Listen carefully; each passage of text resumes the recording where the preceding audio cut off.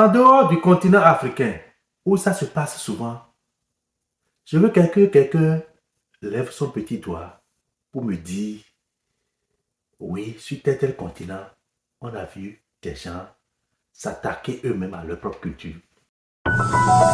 Ibis TV, créé pour inspirer. Bonjour tout le monde, j'espère que vous allez bien. Dans cette vidéo, nous allons parler de la culture, ou bien des cultures africaines, de la culture en Afrique.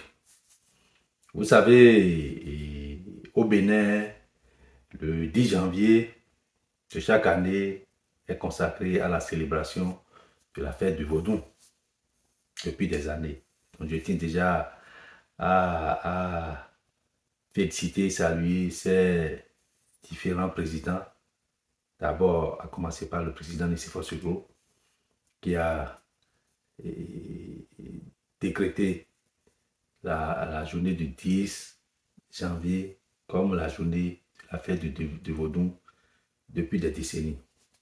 Et jusqu'à aujourd'hui, les autres présidents, à savoir Mathieu Kérékou, Thomas Boni-Yahi et Patrice Talon, essaient de pérenniser, de perpétuer cette réalité. Ce qui fait que chaque 10 janvier, le Bénin fête la fête du Vaudou. Et quelle réalité il faut comprendre à travers cette célébration. Pour en parler davantage, je vais vous laisser écouter un petit extrait de l'entretien de l'actuel chef d'État béninois, Patrice Talon, avec les journalistes sur la question.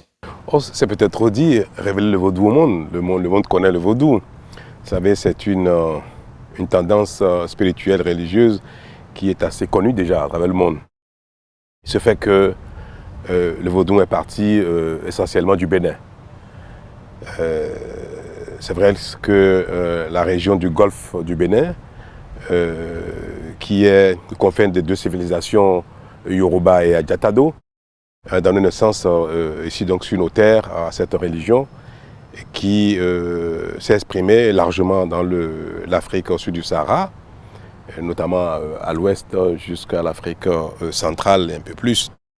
Et après, par la traite des esclaves, s'est répandu au-delà de l'Atlantique.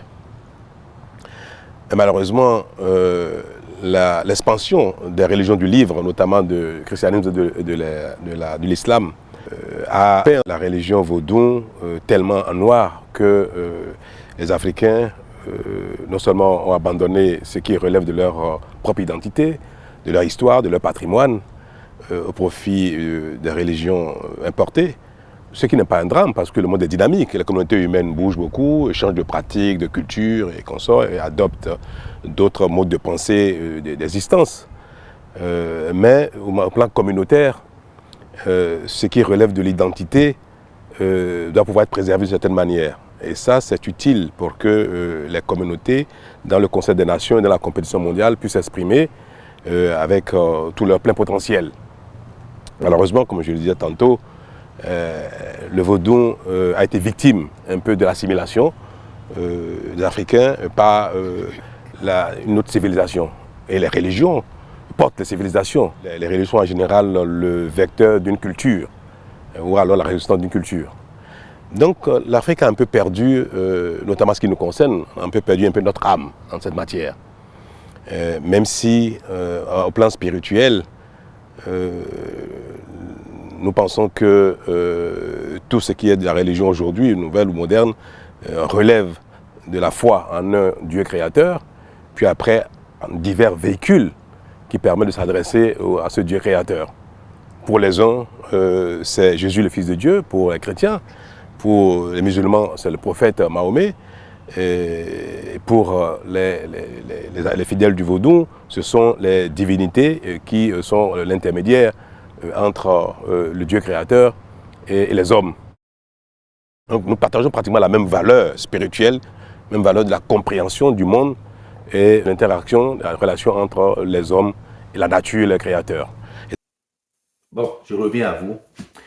Vous savez, pour nous amener à mieux comprendre cette réalité de la culture endogène, je vais partir un peu de l'histoire. Parce qu'on observe aujourd'hui, les gens ne comprennent pas, c'est en fait de l'ignorance. C'est en fait de l'ignorance quand on voit l'Africain lui-même s'attaquer à sa culture, c'est une question d'ignorance. On les comprend. On les comprend et pour que cela cesse à un moment donné, il faut qu'on en parle. Il ne faut pas qu'on soit fatigué d'en parler. Et il faut que les gens observent davantage. En dehors du continent africain, où ça se passe souvent, je veux que quelqu'un lève son petit doigt pour me dire, oui, sur tel continent, on a vu des gens s'attaquer eux-mêmes à leur propre culture. Moi, je suis au Canada actuellement. Je n'ai jamais vu un Canadien, à un moment donné, s'attaquer à sa propre réalité. Vous n'allez jamais voir les Chinois, les Indiens, etc., etc. Les Occidentaux s'attaquer à leur propre réalité culturelle. Vous savez pourquoi? La culture est un instrument, est un outil de développement. La culture est un outil de développement. Je prends un petit exemple. Moi, quand on parle de religion, je suis de la religion catholique. J'ai été communié, j'ai pris ma communion, etc., etc. Ma famille, mes enfants, mon épouse, mes enfants, tout le monde est de la religion catholique. Ça, c'est quand on parle de la religion. Mais moi, j'ai en moi quand même un peu de curiosité. Parce que vous savez, lorsqu'on dit la religion, c'est ce qu'on appelle les voies de croyance. La religion, c'est une voie de croyance. C'est-à-dire, tu crois, tu ne poses pas de questions, tu ne cherches pas de fouiller pour aller savoir ce qu'il y a en arrière-plan. C'est ça la religion. Mais quand on prend la spiritualité en général, c'est pas ça. La spiritualité en général, c'est une voie d'apprentissage, de connaissance spirituelle. Et donc là, tu peux poser toutes les questions pour comprendre ce qui est derrière la religion, ce qui est la spiritualité. Et dès que tu atteins ce niveau, tu comprends que, en fait, lorsqu'on parle de croyance, tout converge au même endroit. C'est ce que le président de la République, Patrice Talon, disait tantôt. Il a dit, il y a le Dieu unique, le Dieu universel, c'est ça la spiritualité. Il y a maintenant les dieux. Et ça, ce sont les hommes qui ont fabriqué ça. C'est la réalité des humains. Il y a maintenant les dieux. Maintenant, les dieux sont juste les chemins pour aller vers l'unique Dieu. Donc c'est ainsi que vous allez voir le christianisme, Jésus-Christ, et l'islam, Mahomet, le bouddhisme, le vaudou, etc., etc. Donc c'est ça les dieux. Voilà.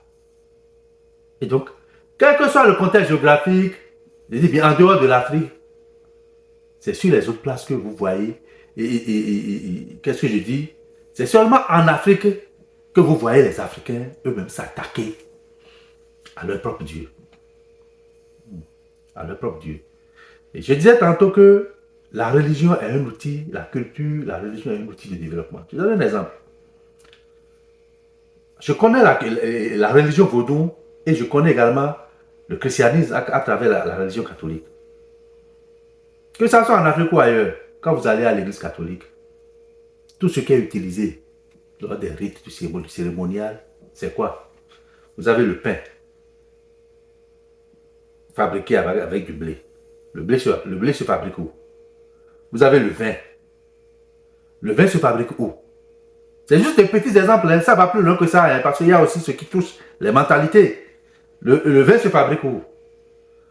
Dans l'église catholique, on utilise l'huile d'olive. L'huile d'olive se fabrique où?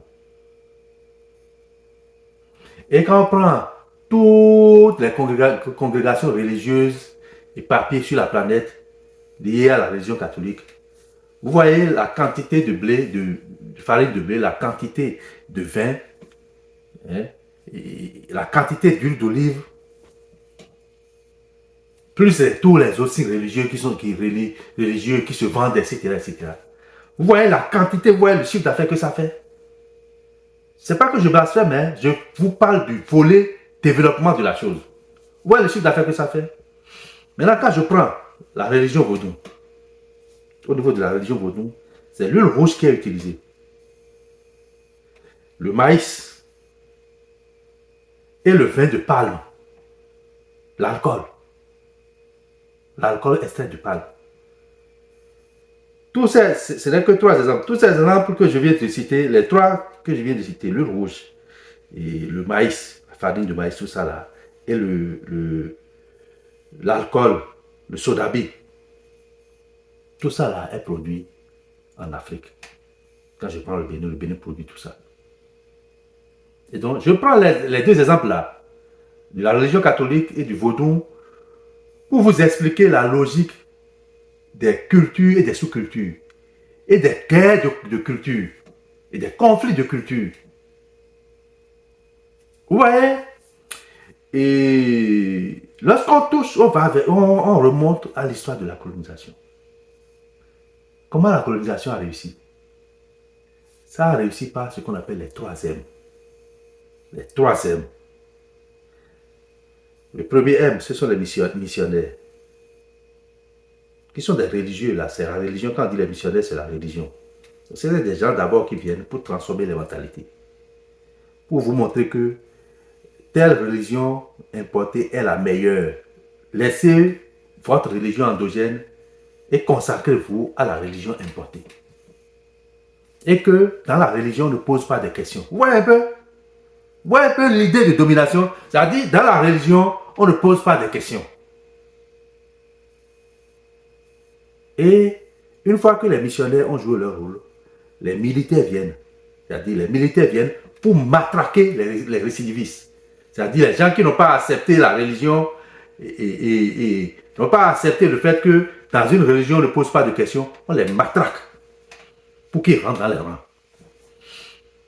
Une fois que tout ça a été fait, on vient maintenant avec les produits, les marchands, le 3e M, pour vous vendre. Vous avez déjà tout accepté. C'est la domination culturelle. La culture importée vient écraser votre propre culture. Et seulement en comprenant cette réalité, ça suffit pour que ce qu'on voit sur le continent africain aujourd'hui cesse un peu. Que cela cesse un peu. Parce qu'on voit même des intellectuels dedans. On voit même des intellectuels dans cette guerre de religion. Ça fait pitié. Et je ne sais même pas comment traiter ça. Et ça se passe beaucoup par les jeux de comparaison. Vous allez voir des intellectuels africains détruire la religion endogène en Afrique. Eux-mêmes, hein, tant sur le continent africain, à l'étranger. C'est-à-dire à l'étranger même, c'est eux-mêmes qui détruisent la culture de où ils viennent. J'ai déjà vu plusieurs personnes parler mal de vaudou. Alors vous allez sur Internet taper, faire des recherches sur Internet, vous allez voir même des occidentaux qui parlent bien du vaudou. Mais c'est l'Africain à l'étranger qui parle mal du vaudou, de sa religion endogène, à l'homme blanc. Vous voyez le degré d'ignorance. C'est une forme d'ignorance très poussée. C'est l'Africain lui-même qui dit à l'occidentaux que la religion endogène, vaudou là, est une religion dangereuse qu'il faut fuir. Au moment où l'occidental va faire des recherches sur la religion vaudou et écrire des papiers qui parlent bien du vaudou. Vous voyez un peu. Donc il faut qu'on en parle pour que les gens sortent de cette forme d'ignorance. Pour que les gens sortent de cette forme d'ignorance. On ne dit pas de laisser... Le monde aujourd'hui est ouvert. Le monde est ouvert à tout le monde. Donc chacun est libre de faire ses choix, de faire ce qu'il veut. Donc on n'impose pas la religion vaudou à quelqu'un. Mais quand tu choisis ta religion,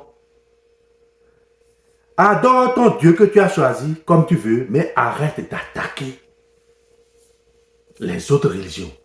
Puis d'attaquer la religion qui vient de chez toi.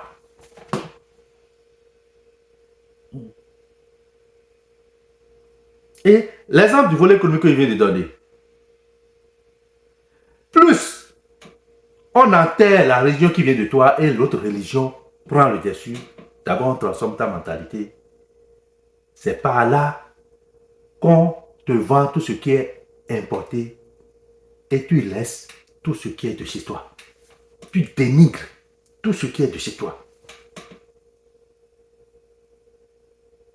Tu dénigres tout ce qui est de chez toi et tu te colles à ce qui est importé.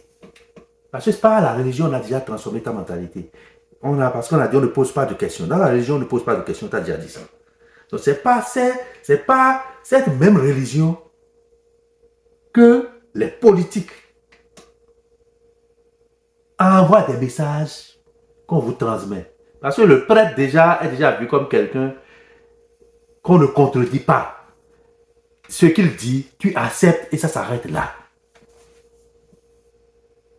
Et vous constatez aujourd'hui sur le continent. Vous constatez sur le continent. Vous constatez sur le continent africain la façon dont tout ce qui est fabriqué avec le blé, les Africains en raffolent. Tout ce qui est fabriqué avec le blé, là, ils achètent, ils remplissent parce que pour eux, c'est... Vous voyez bien comment le vin est vendu sur le continent. Et à l'opposé, vous voyez comment tout ce qui est fabriqué avec le maïs, avec l'alcool, est dénigré. Ouais, même notre alcool. L'alcool extrait du palmier à huile, là, qui est de qualité supérieure, ça occupe quelle place dans le monde aujourd'hui? L'huile rouge, là, ça occupe quelle place? Et au moment où on dénigre, nous-mêmes on dénigre nos réalités, ce sont les autres encore qui viennent prendre ça pour transformer, pour en produire choses là et qu'ils viennent nous revendre. L'huile de palme, l'huile rouge qu'on dénigre sur le continent là, vous savez tout ce que ça permet de faire, l'huile rouge, le cosmétique, etc., etc., les produits pour la peau, les produits pour les cheveux, etc., etc. Mais l'esprit du noir même là est fermé par rapport à ça. Il ne comprend pas ça. Ce sont les autres qui viennent ramasser encore l'huile rouge là, qu'ils apportent en Occident ou en Asie, qui transforment en d'autres produits, les rouges aux lèvres, etc., etc., qu'ils retournent. Et nous-mêmes on dénigre par la transformation de notre mentalité du fait des religions. Donc il faut qu'on en parle chaque fois. On ne peut même pas finir de parler de ça dans une seule vidéo. On doit réserver d'autres vidéos pour ça. Ça, ce n'est que le volet religieux de la culture. On a par exemple le volet alimentaire, la culture alimentaire, etc., etc. Donc, s'il vous plaît, chacun est libre de choisir sa religion. Chacun est libre d'adorer le Dieu qu'il veut. Mais s'il vous plaît, ayez du respect pour les autres dieux, pour que tout le monde ait la paix. Respectez les autres dieux. Et respectez les religions endogènes du continent. Merci et portez-vous bien. Ibis TV, créé pour inspirer.